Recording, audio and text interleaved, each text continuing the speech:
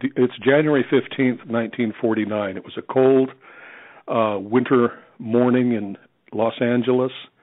There's an area called Leimert Park, which is about 5-6 miles south of Hollywood.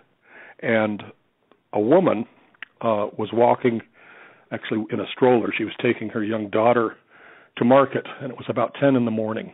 And she's going down a street called Norton, and she's off to market, and she looks over in this vacant lot. It was this Leimert Park area was just being developed. So there were lots of vacant lots. She looked over and she sees what she initially thought was a mannequin lying next to the sidewalk on the vacant lot. She gets a little closer. She looks over and says, "My gosh, I think it's not a mannequin. It's a woman." She says, "Oh dear." So she hurries down, pushes her daughter in the stroller, hurries down to the nearest home, door knocks it, nobody's home. She goes farther to south to the next home, and it's the residence of a Dr. Walter Bailey. And she knocks on the door and says, "Can I use your phone? I need to call the police." She calls the police and tells them that, initially I think she said it was she thought it was maybe a mannequin, and that would scare the children on their way to school. So the police roll out on the call, and then she goes off. The police roll out on the call and find this horrific sight. It's a young female, completely nude, no identification. She's a Jane Doe. She's surgically bisected at the waist, skillfully cut in half.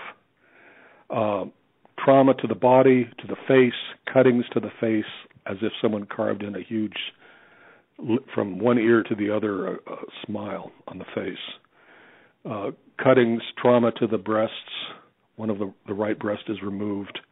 And it's just this horrific sight. These veteran homicide detectives have never seen anything quite like it. She's not just thrown and dumped. She's carefully posed in a special position with her hands over her head, and the body just juxtaposed, the lower half, the torso just off to the right of the upper. And this begins the investigation. She's a Jane Doe for a day. They get her fingerprints. They Soundex them back to, which was the early makings of what we would call a fax machine. They send them back to the FBI, and within about 18 hours, they have an identification. Her name is Elisabeth Short. She's 22. She was born in Medford, Massachusetts in 1924. She came out to Hollywood. She got a job at a military base about 50 miles north, Camp Cook, about 50 miles north of Los Angeles. Of course, this is during the war years. She came out in 42, 43. And basically, she worked there at the store, the military store there for the soldiers. She quit that. She comes south and basically bounces around. She goes back to Florida. She comes back. And she's a young ingenue who, everybody says, "Gee, you're so beautiful. You should be in motion pictures." Well, she basically, all she wanted to do, she never really had a burning desire to be in film. It's just that she was attractive and everybody was saying, "You should do that." But really what she was looking for is Lieutenant Wright. Wartime, she wanted to fall in love, marry a soldier, sailor, live happily ever after. So she starts dating military guys out here in Long Beach and stuff. She's back and forth, very transient. And they track her movements. And basically, the last time she's seen is she's running from somebody in terror that she's afraid of in San Diego. She'd been a month down there. She comes back to Los Angeles, gets a ride back with a young man, has him drop her at the Biltmore Hotel, which is one of our fancy hotels downtown. Mm-hmm. She drops a few things of luggage at the bus station, then has him drop her at the hotel, says, "My sister's going to pick me up, thanks a lot." And he leaves, and basically she's there 3 or 4 hours in the lobby of the Biltmore Hotel. And as the myth has it, she's last seen on January 15th, on January 9th, walking out the door of the Biltmore, turning right on Olive Street and off into the fog. So that's the legend, and that's the myth. And basically what really happened was, as I put it all together, found all the witnesses, put all the original statements back together, we learned that this was known as her missing week. Supposedly, she wasn't seen again until January 15th from the 9th, and that's when they found the body posed. Well, actually, in reconstructing and reinvestigating it, I found 14 witnesses, 8 of whom knew her personally, who saw her every day of that missing week. In Hollywood, in bars, in cars, downtown.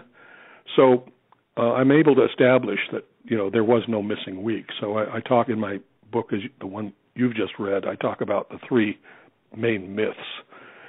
And the first is, of course, the missing week. It never happened. The second myth would be that it was a standalone murder, none before and none after. Untrue. As we know, as I talked about, there were about 8 or 9 murders. And then the third myth is that the case was never solved. It was solved by the DA's office and LAPD. So basically, the missing week, the last witness to see her was on the 14th, the day before her body's found. And it was a policewoman by the name of Merle McBride. And McBride was working, a policewoman, she was working downtown Footbeat near the bus station. And she sees Elisabeth come out with, the first time, she sees her 2 times. The first time she sees her is on the 14th, about 3 in the afternoon. She comes running up to her and she says, "It's a man that's threatened to kill me. He's an ex-suitor of mine." And the policewoman goes back with her to the bar they were at, goes inside, and the man's not there. But she gets her purse and says, "I'll be all right," and leaves. So then about an hour later, the policewoman looks over at another bar and she sees her coming out with 2 men and a woman. And she goes over to her and she says, "Are you all right?" She says, "Oh, yes, I'm going to meet my father at the bus station. I'm fine." And with that's the last time she's actually seen, which is just 24 hours before the body's found.